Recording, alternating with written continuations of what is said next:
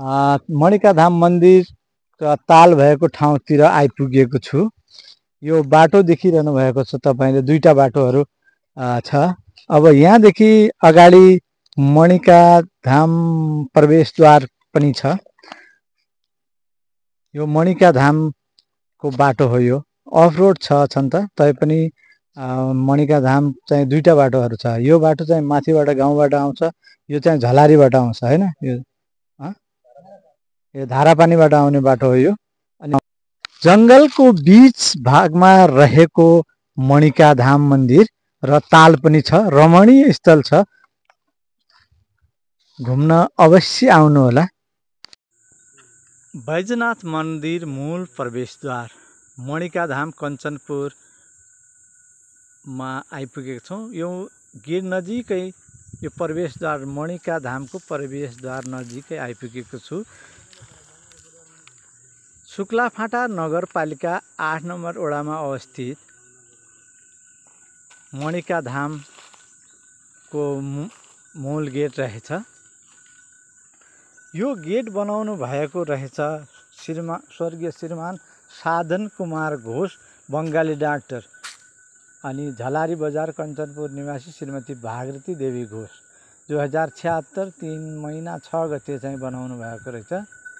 उहाँको सबै ज्वाइँहरू अनि छोरी विशाल घोष, पूजा घोष, चन्द्रप्रकाश खड्का, सुमित्रा घोष, दिलीप घोष, डाक्टर इन्द्र बहादुर शाह, भुवनेश्वरी शाह 2076 3 महिना 6 गते चाहिँ यो निर्माण गरिएको रहेछ।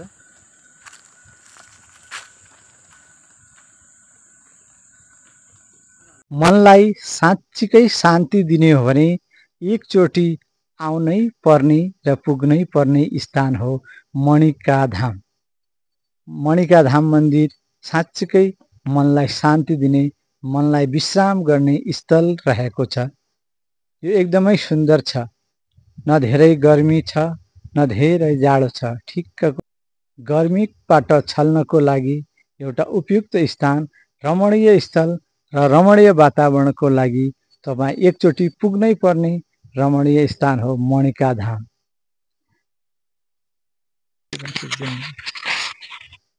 मणिका धाम मन्दिरको परिसरमा छु अहिले म। एकदम रमणीय स्थान छ मन्दिरको परिसर। घण्टहरूले सजाउ छ मन्दिर। शिवको वासस्थान भनेको यस्तै ठाउँमा हो। ओम नमो शिवाय, नमो शिवाय, ओम नमो शिवाय।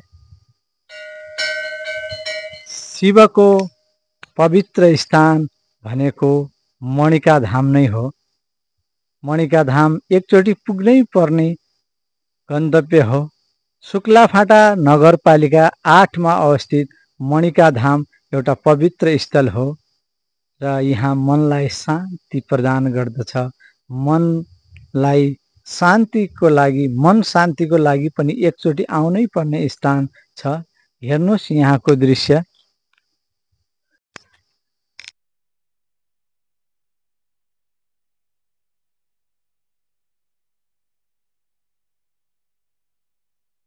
स्वर्गको एक टुक्रा पृथ्वीमा झरे जस्तै छ।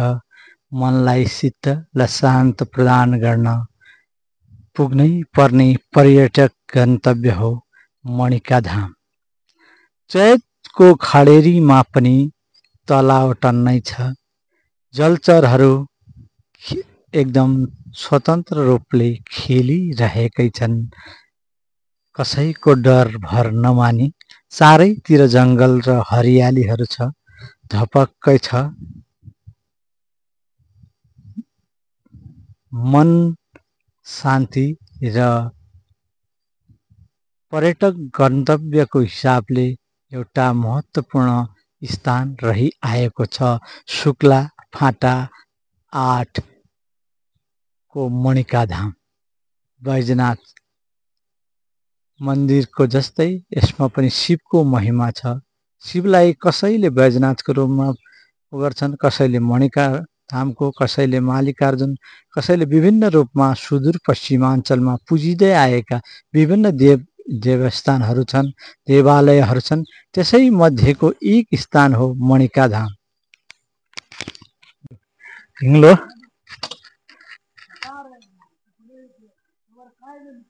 एकदम रमाइलो छ। हेर्नुस् है, हिङ्लोमा चढ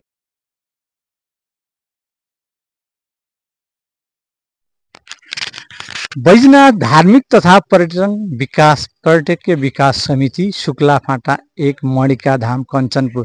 अहिले म यहाँ ठ्याक्क धुनाघरमा प्रवेश गर्दैछु। यहाँ धुनाघर देख्नु भएको छ। धुनाघर यहाँ चाहिँ अहिले कोही हुनुहुन्न र म यहाँ को हुनुहुन्छ एकैछिनमा देखाउने छु। उहाँ अहिले यो धुनाघरमा छु म। यो महात्मा जीसित म केही कुराकानी गरिरहेको छु। यहाँको शुभ नाम के होला? मेरो शुभ नाम डम्बर गिरी हो। हजुर कहिलेदेखि यहाँ विराजमान भइबक्सिन्छ? मेरो यो लागेर दोस्रो पटक हो। पहिलो म 72 मा चाहिँ आए। त्यसपछि म उबेला मनमुखी थिए। अनि पछि गुरुमुखी हुनुको लागि मैले चाहिँ गुलरिया जाने गुरु स्थानमा चाहिँ गयो, गुरुको शरण लिए। त्यसपछि म वर्ष दिनसम्म गुरु सेवा जाने गुरुको शरणमा रहेर फेरि आए। वर्ष दिन फेरि बचे र अनि पछि चाहिँ गुरु महाराजको आज्ञा अनुसार मैले त्यहाँ बस्नुपर्ने चाहिँ आयो समस्या। त्यस दिनदेखि मैले 5-7 वर्ष चाहिँ त्यहीँ नै बसेर उ गरेँ। र अहिले यो आफ्नो यो हाम्रो चाहिँ यो सन्यासीको चाहिँ यो परम्परा अनुसार संस्कार गर्नुपर्ने हुँदा यो अहिले चाहिँ यो पूर्ण महाकुम्भमा गुरुको कृपा जाने यो गुरुको दया अनुसार संस्कार गराइयो। तब अहिले चाहिँ म फेरि चाहिँ यो रिटर्न यसै ठाउँमा आयो भन्नु। तपाईँ एकजना मात्र हो कि अरू पनि यहाँ सन्त महन्तहरू हुनुहुन्छ? म अहिले एक्लै छु। अब यो सहयोगी भगत छन्। भगतजी, अब यो निर्माणको कार्य पनि भइरहेको रहेछ। अनि निर्माणको कार्यको बारेमा केही भनिदिनुहुन्छ कि?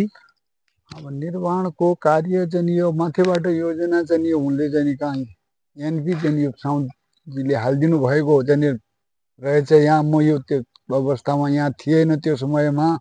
तर अब जे चाहिँ यो हुने हो, जसो चाहिँ उहाँ माथिबाट चाहिँ यो दिए अनुसार अब चाहिँ निर्माण चाहिँ कार्य सुरु भइरहेको छ। चाहिँ यो अब कमसेकम जाने अब सुरु के भइरहेको छ, चाहिँ यो 65% माथि उक्लिसकेको छ भन्नु पर्यो। बनिसकेको छ। त्यसपछि म एकजना अर्का यहाँ के हो उहाँको नाम? टीकासिंह खड्का। टीकासिंह खड्का ज्यूसित कुराकानी गर्छु। यहाँ मन्दिरको बारे, यो ठाउँको बारे विस्तृत जानकारी उहाँले दिनुहुनेछ। च्यानलमा स्वागत छ। तपाईको शुभ नाम के हो? मेरो शुभ नाम टीकासिंह खड्का। तपाईँ यहाँ यो मणिका धामको बारेमा विस्तृत बताइदिन सक्नुहुन्छ? हजुर, धेरै त छैन, अलिअलि अनुभव अनुसार यसको छुइना सपना अनुसारले अलिकति जाने मतलब भन्न सकिन्छ। 2071 सालदेखि यहाँ बसोबास जीवन बसियो। 71 सालदेखि तपाईँ यहाँ बस्दै आउनु भएको छ। अहिले 11 पुगेर 12 लागिसकेको छ। अनि सुरुमा यहाँ मन्दिर स्थापना कसले गर्यो, कसरी भयो, यो देवताको उत्पत्तिबारे केही जानकारी छ कि? यो सुरुमा हजुरको यो कुसमाला कालायर भन्ने त्यो दुई गाउँको मान्छे थियो। एउटा दुधगाँडे भन्ने अहिरजी बसेका थिए होइन। एउटा कुसमालीमा त्यो अहिरजी, दुईवटा अहिरजी हो। काला कुसमाला भन्ने त्यो अहिरहरूको जान मतलब कुल देवता भनेर जान मतलब अवसर पनि उनको सब धामी भरणी पनि उनी हुन्। उनकै जान मतलब मद्दतमा बनेको हो। उनकै बाहुन मौरडा त्यो कालु दत्त जोशी भन्ने पुजारा हुन्। अहिले धामी जान मतलब बित्या छ। कमल सिंह धामी हो, बितिसक्यो। अहिले नमतार धामी कोही पनि भएको छैन। अरू जाने जीवन यसको महिमा भन्ने हो राम्रै छ हजुर। अहिले जसले धाउँछ जसले चाहिँ मतलब आफ्नो खास गरेर बस्यो भनेपछि उसले चाहिँ मतलब तथ्याङ्ग बताए पनि राखेको छ म यस्तो हुँ र म यस्तो गर्न सक्छु भन्ने जसलाई अपुतलाई पुत्र निर्धनलाई धन दिने शक्तिशाली हो। एक वरदानी ढोका वरदानी ढोका हो हजुर। तर अहिले मानवहरू त्यत्तिकै भयो हुनाले अहिले पहिला यसको काठको मन्दिर थियो। सुरुमा मन्दिर नभएर बुट्टामा या त्यस्तो केही लिङ्ग या केही त्यस्तो मूर्तिहरू थियो के थियो सुरुमा? त्यो एउटा ठुलो चाहिँ उसको गजिन्न र कुसुमको रुख भन्ने ठुलो भयङ्कर रुख थियो हजुर। त्यसैको आधारमा त्यो यो देउडी थुम थियो। त्यो देउडी थुममा जाने मतलब सर्व बस्थ्यौँ अहिले हजुर मणिवाला। कहिले काहीँ चाहिँ मतलब दर्शन गर्नेलाई खास गरेर बत्ती पनि देखाउँथ्यो उसले मणि देखाउँथ्यो हजुर। मणिका धाम राखिएको बुझियो हजुर। अहिले चाहिँ मतलब त्यसलाई त्यहाँ भित्र नपसे अहिले 4 साल भइसक्यो। 4 सालसम्म भित्र गएको छैन। अहिलेसम्म बाहिरै छ। त्यो सर्प हामीले पनि देख्न सक्छौँ? सक्दैन हजुर। कसैको बाई चान्स मौका उसको दर्शन दिने र हजुरको हजुर त्यस्तै काम गरेको एकदम धर्मात्मी मान्छेलाई मात्र त्यस्तो न। अब हजुरले पनि घरबाट सोचेर आउनुहुन्छ या कुनै चिज त्यसले मलाई दर्शन दिने भयो मैले यसो भने सोचेर अलि खुला मनले आउन सक्नुहुन्छ भने पाउनुहुन्छ हजुर। दर्शन पाइन्छ। एउटा चाहिँ मतलब त्यो उसले पाएको थियो मैनगर नयन सिंह पाल भन्नेले। उसले दर्शनै पाउदाखेरि यहाँ बस्यो। धेरै मिहिनेत पनि गर्नु खोज्यो उसले। आउँछ यो कहिले काहीँ आउँछ सोचेको कुरो उसलाई पूर्ण हुन्छ हजुर। नागमणि हो। अब यिनीहरू भनाइबाट छ कि कोही झारखण्डबाट लिएर हाम्रो पृथ्वीमा आएको कोही के मैले यसको हिसाबबाट यो यहीँ उत्पन्न भयो जस्तो पनि लाग्छ मलाई। किन भनेपछि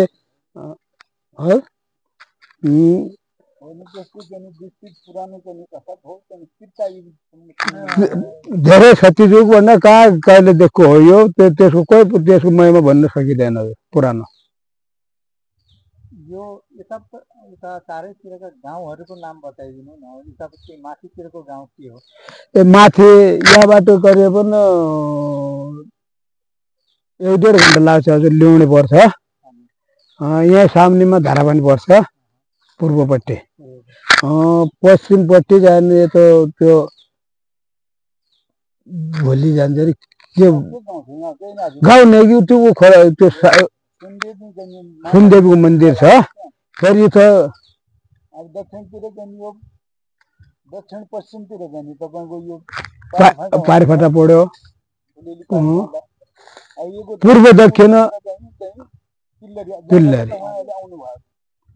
हजुर। अब आजभोलि तिल्लरीको नाम पनि मणिका धाम राख्नु भएको रहेछ गाउँले। ए मणिका धाम नै मणिका टोल राख्दा रहेछ। राम्रो हो किनभने देवताको नाममा राख्ने एउटा राम्रो कुरा पनि पहिचान पनि हुने भयो।